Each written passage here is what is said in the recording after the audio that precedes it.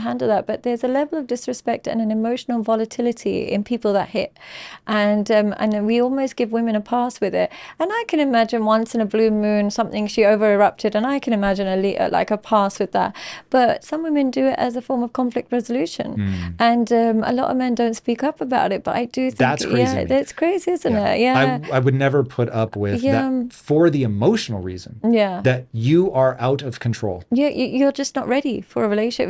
You can't regulate yourself. Yeah. And self-regulation is very much, that is a tenet in my life. I would not be with a woman that cannot emotionally regulate. Yeah, and they hit like, and it's something that's underspoken about, but it is, again, it's part of the,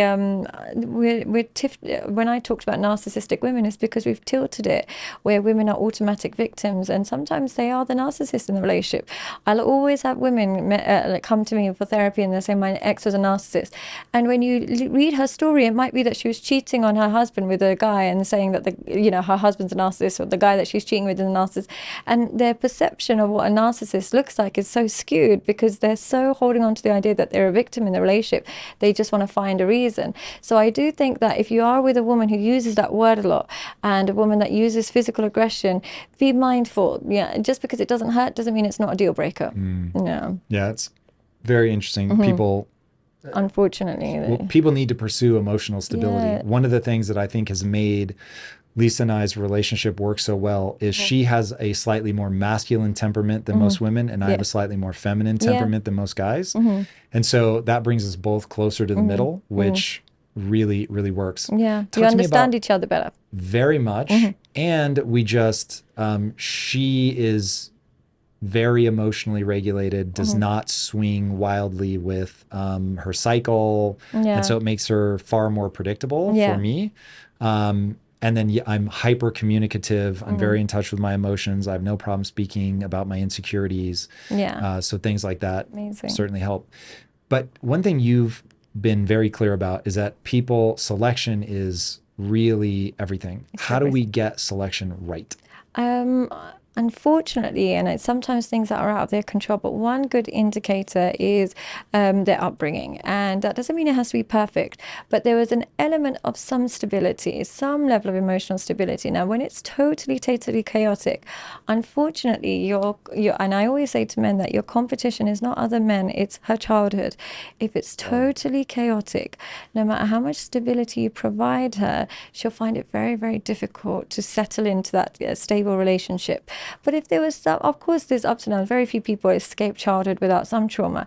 But if it was on the whole, she understood that love existed and, connection was always there, what will happen is she'll appreciate those things about you. But when it's so chaotic, unfortunately, there's so much work to undo. And if she hasn't started it, you can't finish it. So I recommend that looking for somebody with some level of emotional regulation is really important.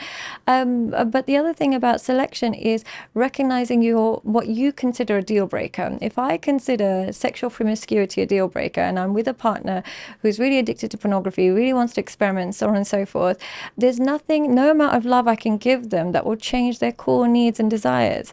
And I shouldn't expect that. I shouldn't expect him to contort himself to fit my needs. So you look at what your deal breakers are. Now, if she or he is displaying them, don't be narcissistic enough to think that your love is enough to undo it. Unfortunately, they're allowed to be the person they want to be. You're allowed to be the person you want to be.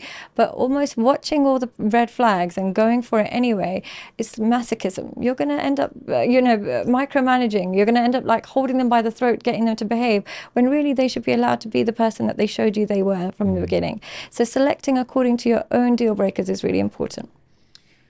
If somebody had a bad childhood, are they just damaged goods?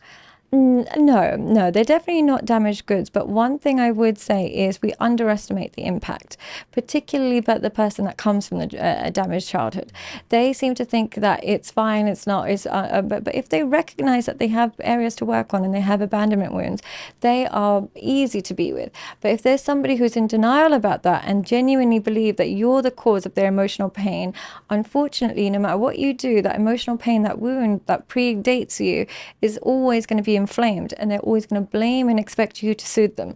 So it's always good to be with somebody who, even if they've got a damaged childhood, recognizes that damage, that then you're onto a healthy relationship. How do you advise people to identify and deal with their insecurities?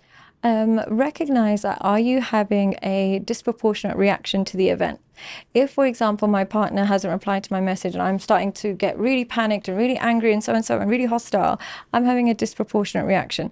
So that's an insight into there's an insecurity there. I'm making assumptions and I'm causing myself emotional pain.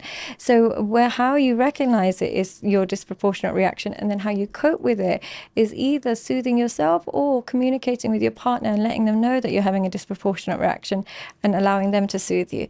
But just simply reacting to your emotions and then expecting and causing more chaos is only going to exacerbate your existing insecurities, unfortunately. And that's why having a healthy partner is so important, because they recognize that you have these issues and they offer you soothing. But having an avoidant partner will see that your insecurities as a you problem and then just not want anything to do with your issues. And then you end up just driving yourself insane. So it's very difficult. My wife Lisa struggled profoundly with her gut health and experienced debilitating stomach pain. So I focused my energy on learning everything I could about the human gut. Viome is on the cutting edge of this growing area of study with their at-home gut intelligence test. Just 2 to 3 weeks after sending in your sample, you can see your results on 20 integrative health tests that measure your inflammatory activity, metabolic fitness, and the health of your gut lining. As a special offer to my viewers, Viome is offering $110 off your test. Just go to tryviome.com/impact and use code IMPACT to get the $110 off. Talk to me about gender roles. One of the reasons that I think you speak so well in this moment is that you do have a more traditional lean, which I think makes relationships way easier. Yeah. What are the roles and how strictly should people adhere to them if they want to be successful? I think it's just recognizing our evolution. The reality is women were designed. One of the reasons why women can move on quickly from heartbreak and relationships and go from one man to another is in evolutionary times, if they lost their partner to war or to predators or whatever it is, they would have to find another one. Even if they shared him with another bunch of women, they would have to do that, otherwise they die. So we have these instincts in us that we can't always explain. Now, a woman's instinct is always to be somewhat looked after. It doesn't even have to be financial, but just knowing that a man looks after her, that could mean, did you get home safe? Did you was work okay? Did you get on your flight okay? Just checking in. Women really value that. Yeah, that checking in, whether it's financial investment or emotional investment, they need it in order to feel safe. For a man, the nurturing is really important for him. That nurture is their way of understanding you appreciate them. When you nurture them, they take it to mean you love and appreciate me. When you don't nurture them, they take it to mean that I'm an ATM here and no one cares about me. So they get drastic with their responses. So I would say that the emotional and financial investment is what women generally like to look for, and the appreciation and nurture is what men tend to look for. Okay, so a lot of women are having a seizure over that right now. Let me ask, should a woman submit to a man's leadership?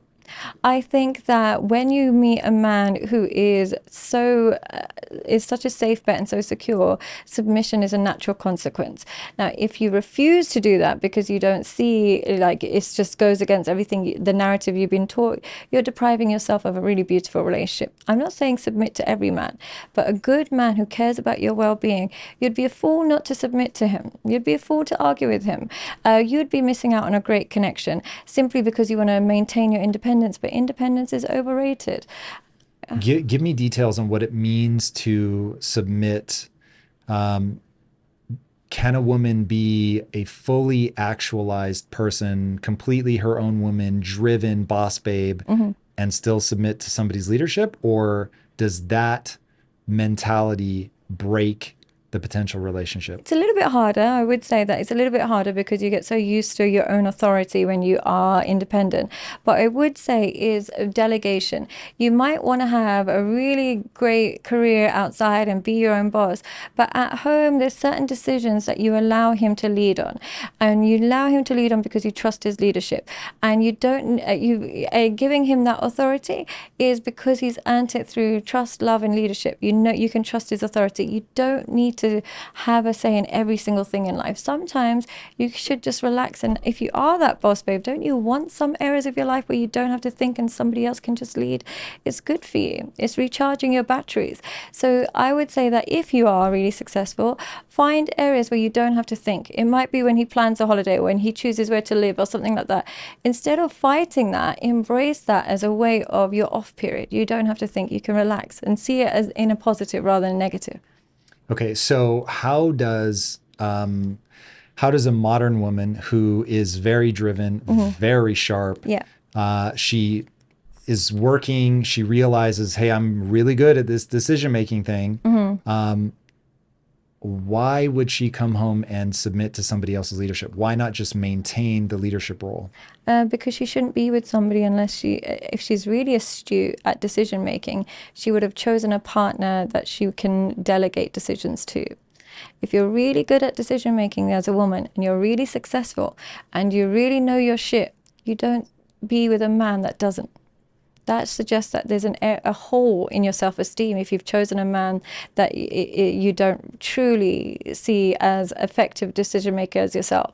So if you are all of those things, then your partner selection should have been also great. So great that there are parts that you can just delegate and then allow him to lead on. Now, are you saying that women are hardwired? Because we both have the North Star of human flourishing. Yeah. So are you saying that women will flourish more if they get, no matter how powerful they are, if they get with a man that is, they are the right person to lead in the family life? I'm not sure where you draw that line. Well, the thing is, if you really want to flourish, choose a man that who can put blindfolds on you and you trust where he's going, because essentially there's going to come a time, either through kids or through age, where you tire yourself out from being that boss babe because you're not designed for it.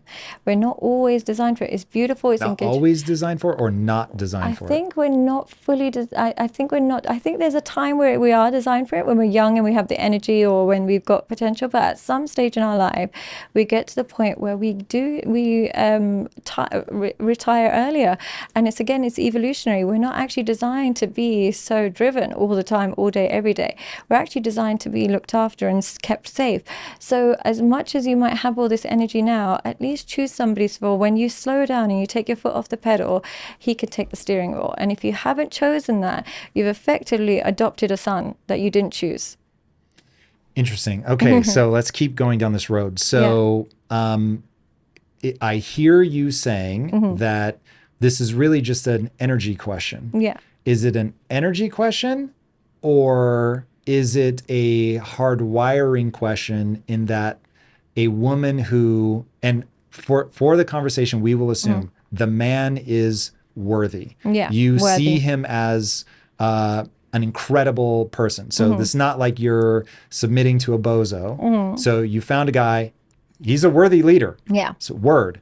Are you saying that, no, the only time you need to submit is when you get tired, go do your thing, and then at some point later down the road, submit just because you get tired of doing it? Or are you saying that this is really the result of evolution, and evolution has left women in a psychological position where they will actually be happier if they submit to a worthy man's leadership? Yeah, I think it's the latter. I think you would genuinely be happier and you reserve more energy and fuel if you submit to a man who's worthy of submission from early, rather than, one day burning out and then thinking, now I want a man to save me because I'm so exhausted and tired. And I meet girls when they turn 33 onwards, they're just so tired of doing everything themselves. And they'll say to me, I'm just tired of even carrying my grocery bags from the car into the house. I'm so tired of that. I know it's a mall, but I just am so tired of it. Whereas if you pick somebody and you delegate and you submit as you're going along,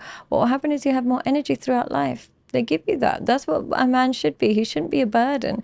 He should be somebody that you look forward to submitting to because you trust their process, you trust their vision. And if you haven't found that, then you're going to suffer.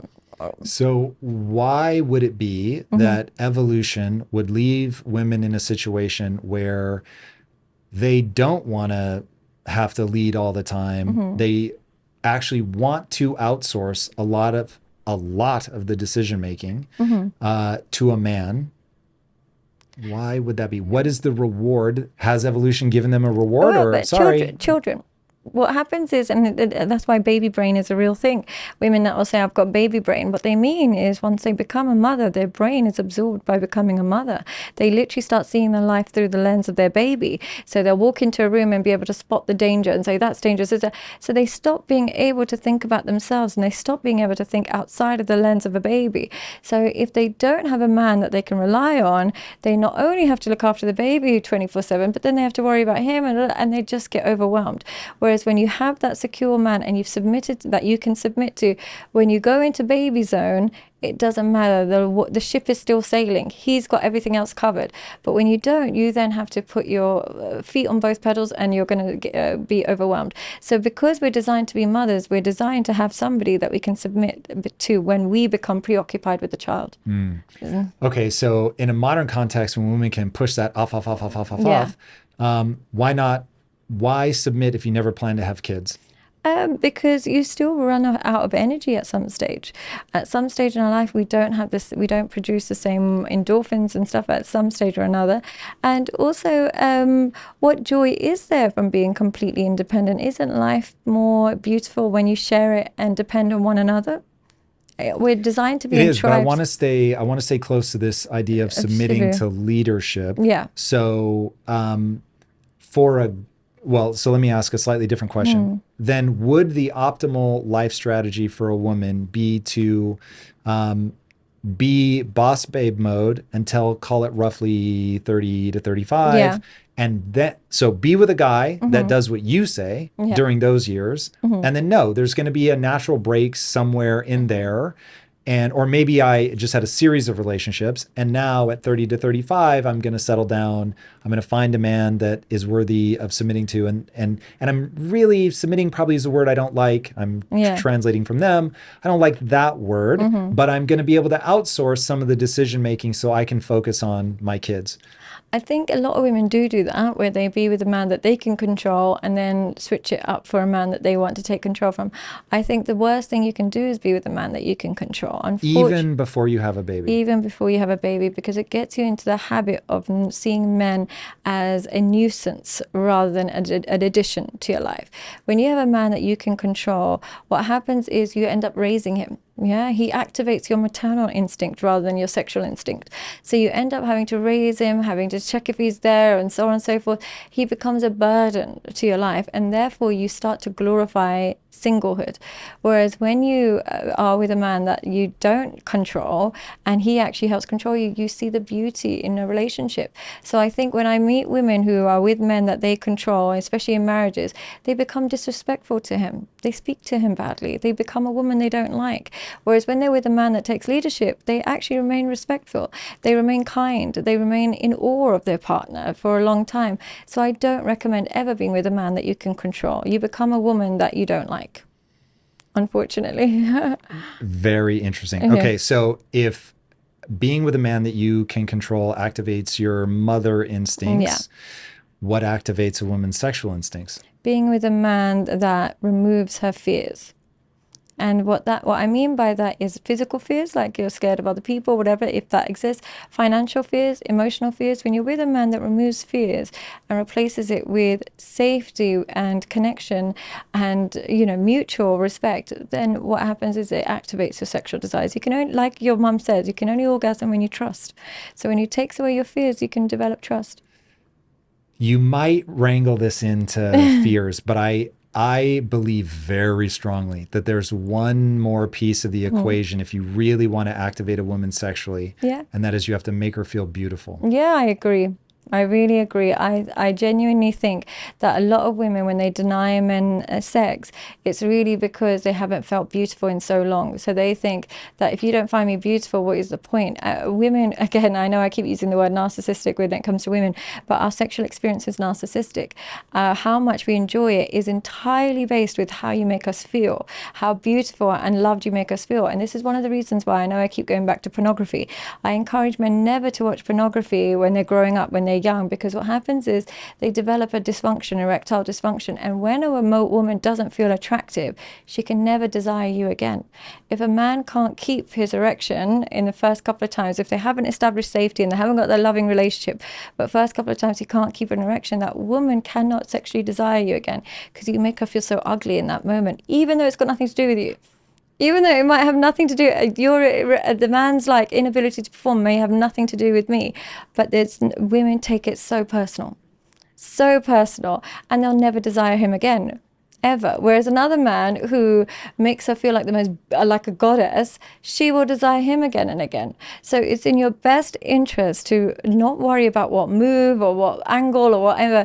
Just stroke her ego in that moment. Honestly. Man, mic drop on that. All right, that's very interesting. There's no universe in which you don't get hate from women on some of this stuff. Yeah.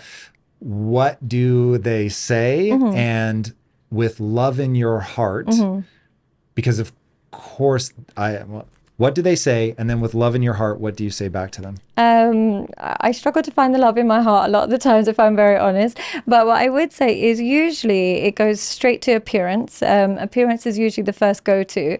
And so they don't even attack your argument. No, they're just like, it's quicker and easier to attack my appearance. What do they? They'll call me ugly. They'll say that it's all makeup. And if they don't want to say that, they'll say it's all surgery and all this nonsense. So they'll usually go to appearance. Then if they don't want to sound too bitter, because going for someone's appearance is really, it sounds a bit too obvious, then they might go for your qualifications, and they might say, oh, but psychology is a shit degree anyway, and it's not proper qualified, it's not this, it's not that. So they'll go for that. And then final and kind of a bit is they'll go for my chastity. So they'll say, I bet she's a slut, I bet she's an escort. So it usually goes in that order. So they either attack you physically or academically, or they attack you sexually. So in those, usually in that order. Wow. Yeah. Interesting. So they're not, because what I was hoping they were going to give a counter argument. It's very, very rare that I find that. It's very rare that I'll find a woman that will actually argue against what I'm saying. They'll make it completely personalized. And this is something I wasn't prepared for when you go on social media. When you go on social media as like maybe an influencer or somebody who's promoting makeup and beauty and stuff, you're very prepared for your appearance to be judged because you went on it for that. I had zero idea that that would be the focus. So what happens usually when I say a message that they don't agree with, it goes straight to my appearance. It bypasses the message and goes straight to my appearance or my sexuality or something along those lines, and to kind of lower my status as a woman. Wow, that's very interesting. Okay, I'm going to try to channel what I think would be a more effective argument. Yeah, somebody that's really going to address the idea instead of the ad hominem attack of just trying to make out like you're a bad person. Yeah. Okay, so if I were talking to my daughter, I have to step outside of my own belief system for a second. So I'm going to say what I think. I'm going to steel man the argument, and then we can get into what I actually believe.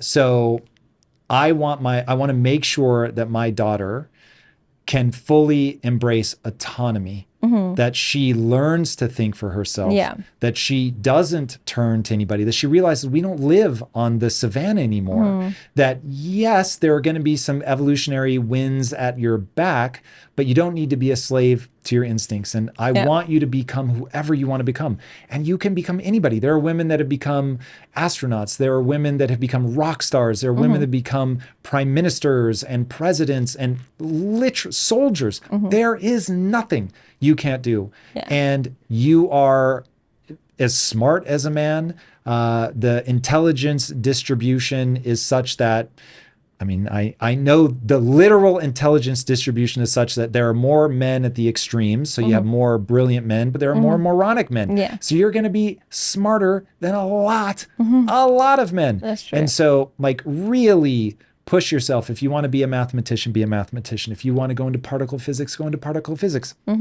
And you'll find somebody that you can love, and you'll find somebody that loves you. And if they want to stay at home and take care of the kids, that is absolutely fine. And yeah, just the greatest joy in life is being who you really are. I would say that, but I just think, genuinely speaking, I think worst case scenario, you want to be who you are, but at least pick someone that if you needed to submit to, you could. Even if you never need to, you might never need to pull on that dial, and you might forever be. Then he's gonna pull you, honey. I'm Yeah, speaking to my daughter, yeah. not calling you honey. Yeah. I want to make that very clear. My young darling, Yeah. that is, he may steal your dream, Right. and you'll end up supporting his dream. Mm-hmm. And it's better to find somebody that supports you. Yeah, I agree. I Do agree. you? Yeah, no, I do agree, because the thing is, I wouldn't be able to do what I do if I didn't have that. And so I definitely agree that having somebody, but here's the thing, I wouldn't, what I mean by having someone you could submit to, I wouldn't submit to a man that's suppressing my dreams and suppressing my potential, because he obviously doesn't know me and doesn't know my uniqueness or appreciate it. So I choose somebody I would personally submit to. When people hear the word submit, they think of a tyrannical leader telling you what you can and can't do. What I mean by that is you choose somebody who you're so aligned to you, and so somebody you're so respect, and you respect each other, that if you needed to blindfold yourself, you would trust him with where to go. And if you don't find that, why would you submit? Of course not. But when I say submit, I don't just mean pick a man and listen to him. I mean have a man that genuinely sees who you are, understands what's best for you, and therefore will guide you in the right direction. And if you need him to take the wheel, he will. That's usually what I mean by that. Yeah. Okay. So now I'll see if I can articulate my point in a way. So normally I would be inflammatory right now because I find it so fun to just be blunt. Okay. Remember that I'm married to a woman that I respect an incredible amount. Yeah. But my advice to women is, I believe there is enough evolutionary pressure at your back, and enough evolutionary pressure at men's backs, that for a husband and wife to be a team against the world, and for you both to accomplish what you want to accomplish, the following dynamic will work best, given that 50% of you is unchangeable. And that is, I think, hypergamy, which is the female tendency to date across or up, is a very real thing. And that women are just evolutionarily, you have an algorithm in your mind that will make you very comfortable with a man that is equal to you in all things or above you. But you will not be satisfied in a relationship where the man is below you. Yeah. And I think that men will be happiest, because I actually don't know what I think about women. I think I don't yet know, and maybe as I say this out loud, I'll have an opinion come to my mind. Men, I think, will be at their best in the relationship if they feel powerful. Right. And they're not going to feel powerful if you're better than them at a lot of traditionally masculine things, leadership being the easiest one to peg to. They actually produce more cortisol in relationships with women that earn more than them or take more dominance. So they literally experience more stress biologically and biochemically, which actually decreases their testosterone. So they have less sexual desire and more stress when they're around a woman who's more successful than them. Is that weird? It is not weird at all to me. Actually, it's fascinating, but that it makes rings so perfect true. sense. Yeah. And there's a great quote, of course, said by a man, but everything is about sex, except sex. That's about power. And the fascinating thing about when you were talking about a woman will not want to be with you if in those